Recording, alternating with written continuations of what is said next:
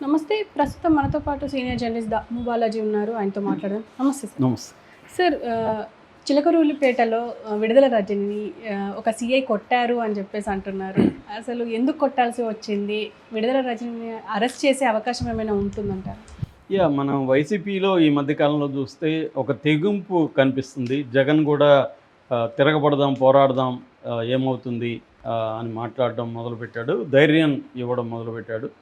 So first బిగినింగ్లో ఉన్న భయం అయితే వైసీపీలో లేదు. మనం కూడా పోరాడదాం, మహా అంటే ఏం చేస్తారు, 4 దెబ్బలు కొడతారు, జైలుకి పంపిస్తారు, ఇంతే కదా, కానీ చేద్దాము అన్న పద్ధతిలో కనిపిస్తుంది. అందుకనే మొన్న మన గోరంట్ల మాధవ్ గట్టిగా తిరగబడి జైలుకి వెళ్ళడం, తర్వాత చాలామంది కూడా ధైర్యంగా ముందుకొచ్చి మాట్లాడడం ఇచ్చేస్తున్నారు. ఇది రీసెంట్గా ఈ ట్రెండ్ అయితే బాగా పెరిగింది. జగన్ 4 ఈవెన్ మన రాధాకృష్ణ కూడా ఓపెన్గా రాశాడు. మామూలుగా అయితే అందరూ కూడా భయపడి ఒక 1 ఇయర్ కనీసం ఉంటారు. చంద్రబాబు కోలుకోవడానికి అయితే 2 ఏళ్ళు పట్టింది. కేసీఆర్ ఇంకా కోలుకోవట్లేదు. కానీ జగన్ మాత్రం 4 నెలల నుండి కోలుకొని మళ్ళీ ప్రజల్లోకి వచ్చాడు అని వాళ్ళే పొగిడే పరిస్థితి ఉంది. ఏదేమైనా అంటే గవర్నమెంట్ వైలెన్స్ కావచ్చు, లేకపోతే అక్రమ కేసులు పెట్టి వేధించడం కావచ్చు, ఇదైతే పెద్ద ఎత్తునే చేస్తుంది. చంద్రబాబు ప్రభుత్వం అనేది పెద్ద ఎత్తున చేస్తుంది. కానీ దీనికి పర్పస్ ఏంటి? ఒకటి రివెంజ్. గతంలో మనల్ని వేధించారు కాబట్టి మనం ఇప్పుడు వీళ్ళని వేధించాలనేది ఒకటి రివెంజ్. 2 డైవర్షన్. తమ ప్రభుత్వంలో వైఫల్యాలను కప్పించుకోవాలనుకున్నప్పుడంతా కూడా ఏదో ఒక ఇష్యూని తీసుకొచ్చి ప్రజల డైవర్షన్ చేద్దాం అనేది రెండవది. మూడవది వైసీపీని నిర్వీర్యం చేయాలి. మ్యాక్సిమం నిర్వీర్యం చేసేస్తే నెక్స్ట్ ఎలక్షన్లో మన గెలుపుకి ఇబ్బంది ఉండదు, లోకేష్ సీఎం కావడానికి ఇబ్బంది ఉండదు. ఈ 3 ప్రధాన లక్ష్యాలతో తెలుగుదేశం పార్టీ రంగంలోకి దిగి వేధింపులు అనేవి, కేసులు అనేవి మొదలుపెట్టింది. ఈ క్రమంలో వాళ్ళు కూడా, వైసీపీ వాళ్ళు కూడా ఏం చేస్తున్నారంటే, ఇది వాళ్ళకి ఏమీ తక్కువ లేదు, 40% ఓటు బ్యాంక్. వాళ్ళ ఓటు బ్యాంకు వాళ్ళకి చెక్కు చెదరలేదు. నిజానికి ఇంత వేవ్లో ఉన్నా వాళ్ళకి తక్కువ సీట్లు వచ్చినా సీట్లు వేరు, ఓటింగ్ వేరు. సో ఓటింగ్ అనేది ఉంది కాబట్టి దీన్ని సీట్లుగా ఎలా కన్వర్ట్ చేసుకోవాలి, మనం చేసిన తప్పులేంటి అనేది ఒకటైతే, రెండోది చంద్రబాబు వ్యూహాలకి ప్రతి వ్యూహాలు మనం చేయాలి. మనం ప్రతిపక్షాలు అంటే కామన్, ఇవి బాధలు ఉంటాయి, కష్టాలు ఉంటాయి, మనం నిలబడదాం, ఫైట్ చేద్దాం అనేది వాళ్ళు కూడా డిసైడ్ అయ్యారు. సో జగన్ కూడా దాన్ని గుర్తించి, నేను తప్పులు చేశాను గతంలో, కార్యకర్తలను పట్టించుకోలేదు, ఇప్పుడు నేను కార్యకర్తలను పట్టించుకుంటున్నాను అంటూ దానికి సంబంధించి కూడా కొన్ని ఏర్పాట్లు, అవన్నీ లీగల్ నెట్వర్క్, ఫ్రేమ్వర్క్లు, సపరేట్గా వాళ్ళ కోసం కొంతమంది నియమించడం, ఇవన్నీ చేస్తున్నాడు. వ్యవస్థల్ని రీఆర్గనైజ్ చేసుకుంటూ వెళ్తున్నాడు. ఈ క్రమంలో గతంలో విడుదల Rajini one of the active persons in the YCP. So ఆమె నిజానికి తెలుగుదేశంలో నుంచి వైసీపీలోకి వచ్చింది. ఫస్ట్ ఆమె తెలుగుదేశంలోని పార్టీలో చేరింది, దాని తర్వాత వైసీపీలోకి వచ్చింది. వైసీపీలో జగన్ కూడా ఆమెకి సెకండ్ టర్మ్లో మినిస్టర్గా ఇచ్చాడు, వైద్య ఆరోగ్య శాఖ మంత్రి. సో ఇప్పుడు తెలుగుదేశం టార్గెట్ చేసే వాళ్ళల్లో ఈమె నెక్స్ట్ టార్గెట్ ఈమెని పెట్టుకున్నట్టుగా మనకు తెలుస్తుంది. అంటే ఫస్ట్ ఏమో సోషల్ మీడియాని, కొంతమంది అధికారులని టార్గెట్ చేయడం అనేది స్టార్ట్ అయింది. తెలుగుదేశం రెడ్ బుక్ లో రాసుకున్న వాళ్ళందరినీ మెల్లగా అటాక్ చేయడం మొదలుపెట్టారు. అలా మెల్లమెల్లగా వల్లభనేని వంశీ కావచ్చు, తర్వాత పోసాని కృష్ణమురళి కావచ్చు, ఇంకా మిగతా వాళ్ళ మీద కూడా కేసులు పెట్టుకోవడం. ఇప్పుడు మద్యం కుంభకోణం కేసు నడుస్తుంది, కసిరెడ్డి ఇలాంటి వాళ్ళంతా కూడా జైలు వేశారు. సో అలా మెల్లమెల్లగా స్క్రీన్ ప్లే భాషలో చెప్పాలంటే ప్లాట్ థిక్ అవుతూ వెళ్తూ ఉంది. సో ఆ క్రమంలో ఈమె రజనీ కూడా స్ట్రీట్ బ్యాటిల్ చేద్దామని డిసైడ్ అయిపోయినట్టుగా తెలుస్తుంది. సో నిన్న ఏం జరిగింది, అసలు రజనీ మీద ఉన్న కేసులు ఏంటి, రజనీ అరెస్ట్ అయ్యే అవకాశాలు ఉన్నాయా, ఈ విషయాలు మనం చూద్దాం. నిన్న ఏం జరిగిందంటే, యాక్చువల్గా రజనీ ఒక దగ్గర ఒక అసిస్టెంట్ లాగా పనిచేసే అతను ఉన్నాడు. అతను మానుకొండ శ్రీకాంత్ రెడ్డి. ఈ శ్రీకాంత్ రెడ్డి మీద కేసు ఉంది గతంలో. ఆ కేసు ఏంటంటే, ఇతను కోడిగుడ్లు మధ్యాహ్నం భోజనం పథకంలో కోడిగుడ్లు సప్లై చేసే ఏజెన్సీ ఒక అతనికి ఇప్పిస్తానని చెప్పి అతని దగ్గర 28 లక్షలు తీసుకున్నాడు. మున్నంగి రత్నిరెడ్డి అతని పేరు. ఈ మున్నంగి రత్నారెడ్డి అనే అతని దగ్గర 28 లక్షలు తీసుకున్నాడని ఇతను కేసు పెట్టాడు. సో ఆ కేసులో మామూలుగా అయితే చీటింగ్ కేసు కిందకు వస్తుంది, దీనికి అరెస్టులు చేయాల్సిన స్థాయిలో ఉండదు. కానీ వీళ్ళు 41A నోటీసులు ఇచ్చారు. 35 ఇప్పుడు 3 అని ఉంటుంది బ్రాకెట్, బిఎన్ఎస్ఎస్. ఇది మామూలుగా సిఆర్పిసి కింద 41A నోటీస్ ఇచ్చారు, కానీ అతను రాలేదు కాబట్టి అరెస్ట్ చేయాలనుకున్నారు. ఈ లోపల అతను అజ్ఞాతంలోకి వెళ్ళాడు, దొరకట్లేదు. ఈ క్రమంలో ఏమైందంటే నిన్న ఈమె అక్కడ ఒక జంగాలపల్లిలో వైసీపీ కార్యకర్త కుటుంబాన్ని పరామర్శించడానికి వెళ్తుంది. ఆమె కారులో శ్రీకాంత్ రెడ్డి ఉన్నాడు అని ఎడ్లపాడు పోలీస్ స్టేషన్ అంటే రూరల్ చిలకలూరుపేట పోలీస్ స్టేషన్, సిఐకి ఎస్ఐకి ఇన్ఫర్మేషన్ వచ్చింది.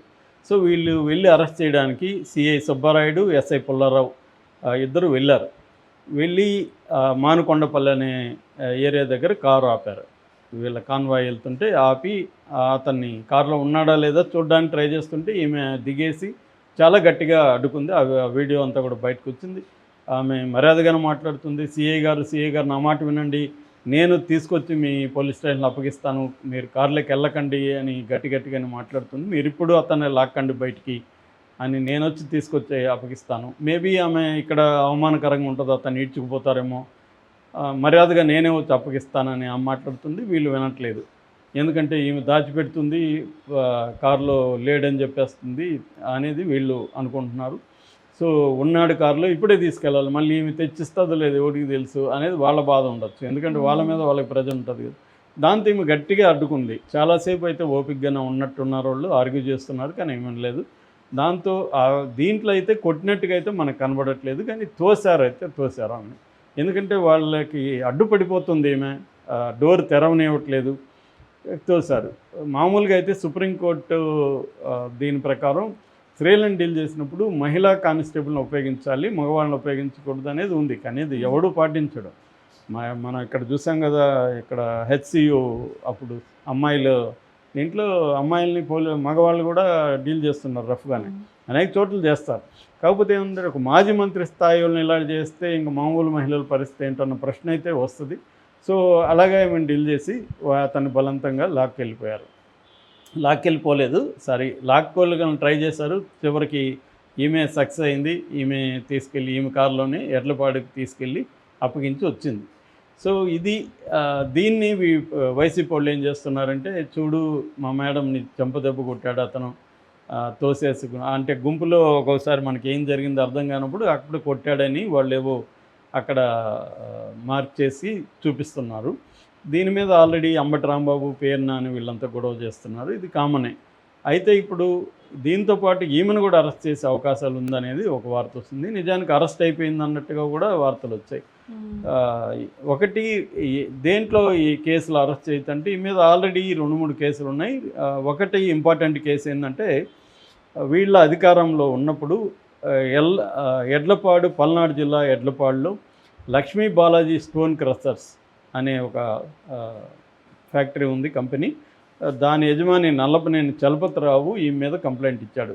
ఈ మార్చిలో కంప్లైంట్ ఇస్తే అక్కడ అప్పుడు విజిలెన్స్ అండ్ ఎన్ఫోర్స్మెంట్ డిపార్ట్మెంట్, దానికి రిలేటెడ్ విజిలెన్స్ ఎన్ఫోర్స్మెంట్ డిపార్ట్మెంటు దాని మీద ఎంక్వైరీ జరిపింది. ఎందుకంటే గతంలో విజిలెన్స్ అండ్ ఎన్ఫోర్స్మెంట్ డిపార్ట్మెంట్కి డైరెక్టర్గా ఉంటున్న పల్లె జాషువా ఐపీఎస్ ఆఫీసరు, ఈమె కుమ్మక్కయ్యి ఈ స్టోన్ క్రషర్స్ వాళ్ళని బెదిరించారని. ఇది ఎలా జరిగిందంటే, ఫస్టు వీళ్ళకి ఫోన్ చేశాడు పిఏ రామకృష్ణ, దొడ్డ రామకృష్ణ, ఈమెకి పిఏగా ఉన్నాడు. ఫోన్ చేసి ఇట్లా మేడం ఒకసారి మీ దానికి విజిట్కి వస్తారని చెప్పారు. సరైన విజిట్కి వెళ్ళారు.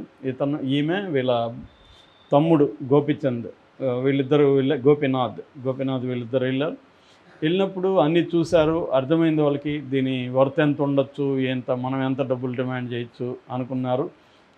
అయిపోయింది, వచ్చేసారు. దాని తర్వాత ఒకసారి మేడం వచ్చి కలవమని ఈ నన్నపనేని చలపతిరావుకి చెప్పారు. చలపతిరావు వచ్చి మేడం దర్శనం చేసుకున్నాక బయటకు వచ్చినాక పిఏ అండ్ అసిస్టెంటు, అదే తమ్ముడు పిఏ ఇద్దరు 5 కోట్లు ఇవ్వాలి, మీకు 5 కోట్లు వేస్తున్నాం అన్నట్టుగా చెప్పారు. లేదు నేను అంత ఇచ్చుకోలేనంటే ఫైనల్గా 2,20,00,000కి బేరం కుదిరింది. 2 కోట్లు గోపీనాథ్కి ఇచ్చాడు, అంటే మేడంకి ఇచ్చాడు 2 కోట్లు, గోపీనాథ్ తీసుకున్నాడు. ఇంకొక 10 లక్షలేమో డీల్ మాట్లాడిన దానికి